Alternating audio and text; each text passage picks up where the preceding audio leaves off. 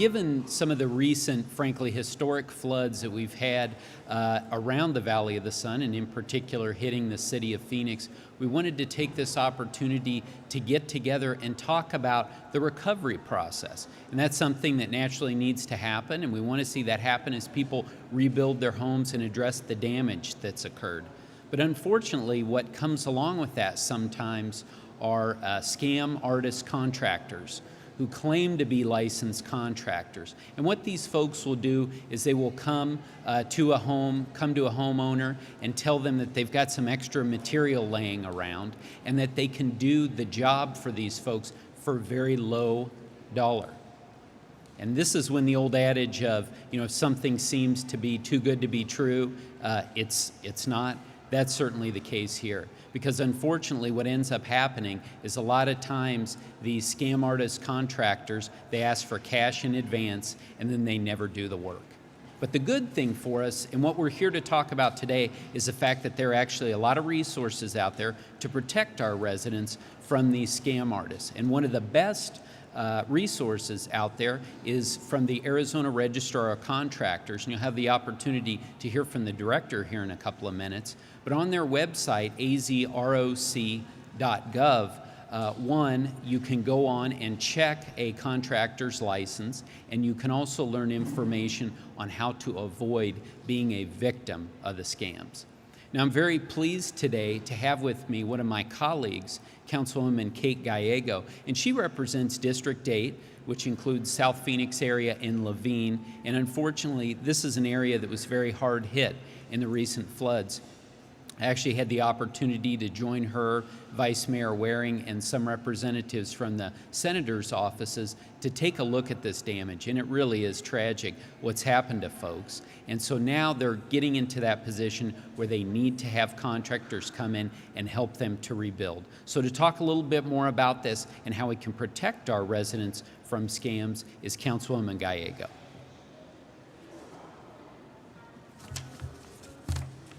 Thank you. I am Councilwoman Kate Gallego. I have the pleasure of representing a diverse district that includes South Mountain and Laveen, and we are very much in flood recovery mode at the moment. The city has opened recovery information centers where residents can come and learn about the resources available as we rebuild after these historic floods. And sadly, people have come in and shared with us that they have been the victim of contractor scams, contractors who will come in and say, you have to make a decision right now, but I have extra materials, and if you hire me right now, I can fix your problem.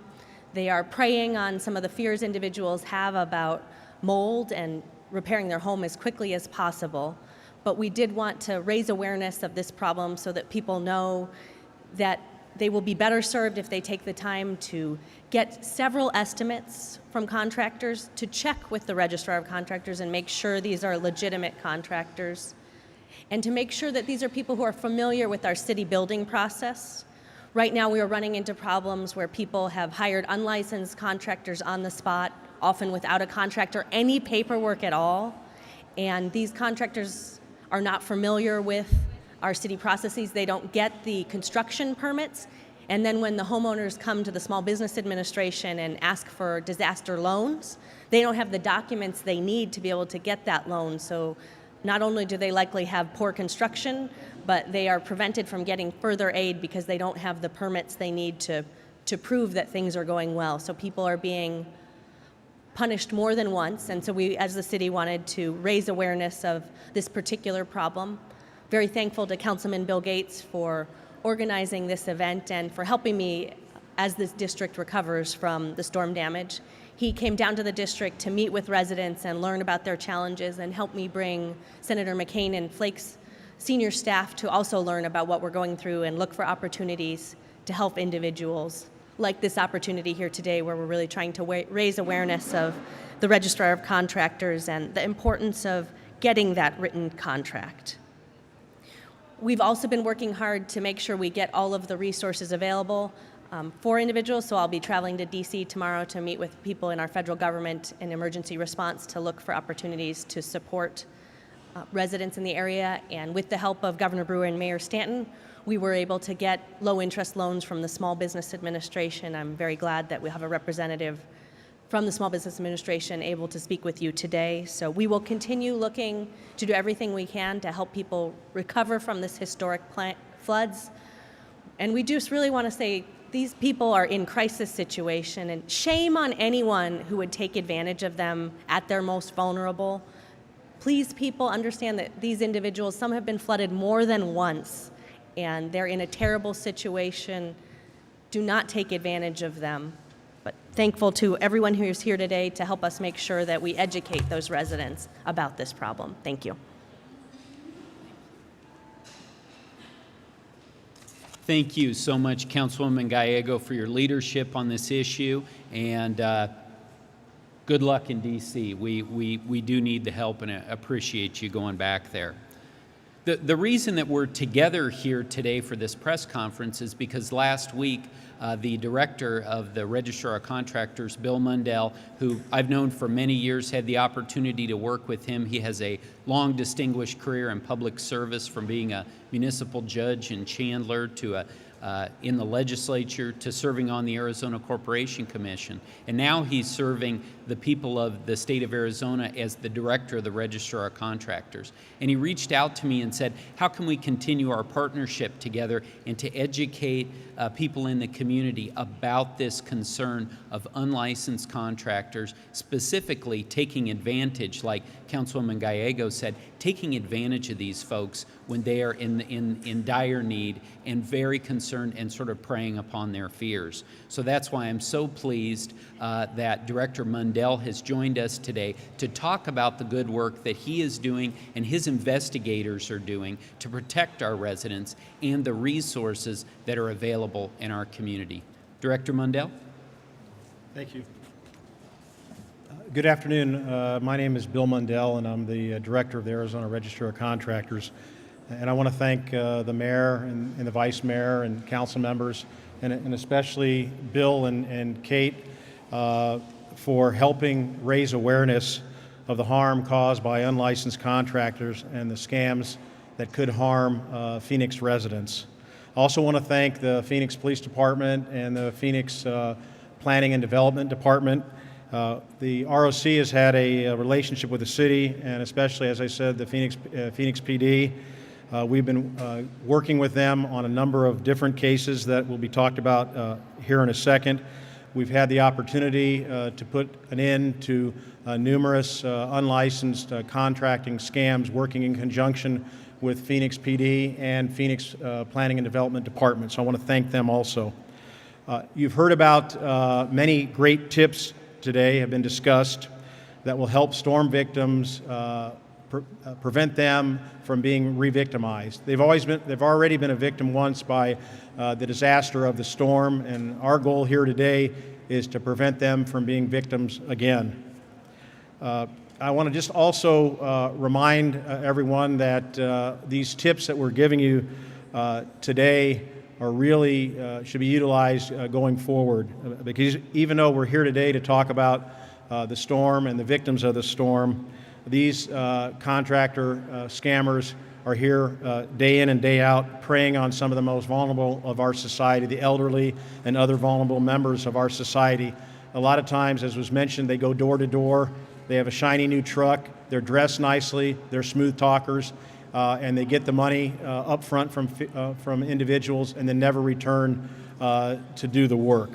So I would just tell the audience and the public and the residents of Phoenix, please go to our website. We've got the website over here, www.azrock.gov.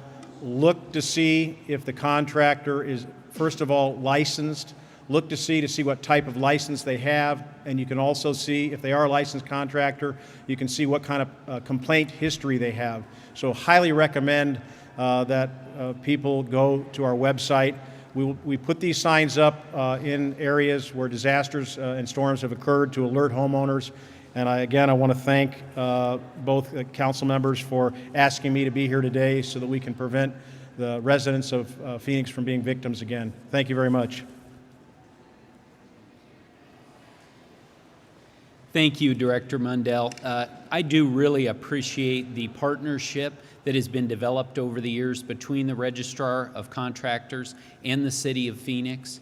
Director Mundell has several investigators who do a great job out there in the community, and they help to find when we have these unlicensed contractors and people are being taken advantage of. And so the partnership specifically works with the City of Phoenix through the Phoenix Police Department, and then also through our prosecutors in the that get involved in these cases as well. And so to talk a little bit more about the partnership with the Phoenix Police Department and all that the Phoenix Police Department is doing right now to protect these victims of contractor fraud is Officer James Holmes with the Phoenix Police Department. Officer? Thank you, Councilman. It's truly a privilege to be here. Most of you who know me know that one of the things that I love to do most as a police officer is educate the public, and we are all certainly educators regardless of what our jobs are in life. And on behalf of Phoenix Chief of Police Daniel V. Garcia, I'd like to thank both the councilman and Mr. Mundell for inviting me to come over and talk to you. What I want to do very quickly on a criminal aspect of these type of scams, fraud, and identity theft is talk to you about a couple of cases that we've actually had in working with the ROC to find the bad guys and to put them in jail. One happened just about a year ago where we had he's actually a handyman, and his work got around by word of mouth. And please, let's pay attention to word of mouth here because it's very important. But anyway, he scammed several of our elderly citizens, going in and promising work. He would take down payment money to buy materials. He would install, he would take phone calls, who will come in and actually do a little bit of the work and then get more money to go get more materials and eventually just not do the job. Now, this particular gentleman did this to the tune of about $45,000. And the Phoenix Police Department worked with investigators from the ROC, but he was so prolific in what he was doing, the word finally got out that we were after him, and he fled. And so we had to go to the media, go to our citizens, and ask our citizens to help find him. And 2 days after we went to the media, we found him. He was in a different city way up north, but we found him, we brought him back, and to this point he was successfully prosecuted for contractor fraud. Just a couple of weeks ago, we had an individual that we arrested, basically the same thing, word of mouth. He was pretty much preying on our elderly citizens. He would go in, say he would do some work. He actually produced a contractor's license of an actual contractor. That is identity theft, and it turns into a theft by fraud. But he used that ruse to the tune of $100,000 in stealing money from our citizens, promising to do work that he actually never did. There is no way that the Phoenix Police Department in these type investigations can be successful without the ROC. You see, the ROC has complaints. They keep those complaints, and we can refer back to them to find victims who are now willing to come forward and prosecute because of this. One of the last things I want to say before I pull away is that Mr. Mundell hit the hammer right on the head. We're seeing a lot of this as a result of the disaster, the flood damage that we just went through, but this is a year-round operation for these scam artists. Now, granted, there are handymen out there that can do great work for you and do it at a low price, but unfortunately, for those people who are out trying to make a buck, for every one handyman we have that might be legitimate in what he wants to do, we have 5 more out there who just want to rip off our citizens. And so as the Phoenix Police Department asks this, anyone who sees this today, especially if you have elderly relatives, relatives who are vulnerable, please talk to them constantly about having work done in their home, about inviting strangers into their homes. There are so many more crimes that can be conducted as a result of this. And so please talk to your family, talk to your friends, let them know that this is going on, and send them to the ROC website if they've got to have work done in their homes. Thank you very much. Thank you, Officer Holmes. Really appreciate the support of Chief Garcia and the entire police department on this important issue. That now brings us to our last speaker today, and that's going to be Garth McDonald. And Garth is with the U.S. Small Business Administration Office of Disaster Assistance. Now, he came out here to Phoenix as a result of the efforts of Councilwoman Gallego, Mayor Stanton, and Governor Brewer in having the first major rainstorm, which was in the August 12th time frame down in, off of South Mountain. At that time, that was declared a disaster. So Mr. McDonald came out here on September 8th. And that was the day of the second big storm. Now, we're not going to blame him for bringing the rain with him, but actually, since he's been here, he's done a fantastic job working with residents, helping them to obtain small business loans that allows them to start to work on recovery and starting to repair their homes. So with that, I'll turn it over to Mr. McDonald. Thank you, council members. So that's correct. I did arrive on the 8th when the September storm was finishing up. The declaration that was made for the August storms for Maricopa County and all surrounding counties was to recover from the severe storms and flooding that took place then. We offer low-interest loans to homeowners and renters, as well as businesses of all sizes and private nonprofits. To date, we are just about approved almost $500,000 of disaster loans at this point for those August residents. We are working as of today with the State Department of Emergency Management to assess the damages from September 8th storm and to assist the state with the declaration process for that storm as well. So we hope to be able to help homeowners and renters to recover, as well as businesses from that storm as well. As was mentioned, the recovery from a flooding event like this is a slow process, much slower than anyone would like. And it's important that people consider SBA's low-interest loans because they're an invaluable part of getting back to pre-disaster condition or as close as possible. It's also important that residents realize it's natural that people want to move through it as quickly as possible. They want to get back in their home, get their belongings replaced, and just try to move forward and forget about this difficult situation. But it's also equally important to take precautions, as being discussed here, with the contractors and service providers that folks may use, watching out for scams like were discussed, but also looking out for shoddy workmanship, people that are just out to make a quick buck and prey on people that knowing they want to get through the recovery process as quickly as possible. So it's important, I think, for any resident that's looking at hiring a contractor, in addition to using the state's resources, but also look into their neighbors and what successful work has been done with other contractors in the past. Use resources to get referrals. Use organizations like Better Business Bureau and other organizations and online tools to verify that the workmanship that has been done by a contractor, even though they may be licensed, that it's been successful and positive experiences for those that have hired them in the past. We recommend that folks keep a detailed log of their daily activity with and interactions with their contractors and service providers to track the progress, take pictures, even if you just have a cell phone camera, take pictures of the progress as the construction's taking place.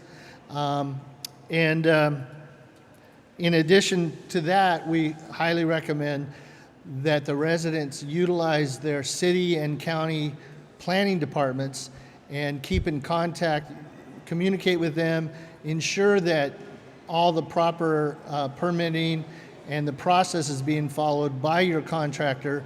It doesn't hurt to double check that and make sure the contractor is keeping everything legit when it comes to working with the city planning department. The last thing I want to mention is, as we go through the process of assisting folks with our low interest loans, and for homeowners, interest rates as low as 2.063% and for renters as well, replacing cars or personal property. What we do is we send out our own employees to verify the losses. Those individuals will have a federal picture photo ID badge, and it's important when residents start working with anybody from that claims to be from the SBA, verify their identification, and it's something that everyone should know that an SBA representative would never ask for any cash money in any way, shape, or form. So that would be an immediate red flag to call the authorities if someone's proposing to be from a government official capacity and is asking for some sort of money. So those are just a few things I would recommend to take advantage of. Again, we hope to be able to work with the state and get the declaration very soon based on the assessments that are taking place today to move forward and help those that are impacted by the September storms, in addition to the folks we're already helping. Thank you very much. Thank you, Mr. McDonald, and thanks to all our speakers. This is what I call a news you can use press conference.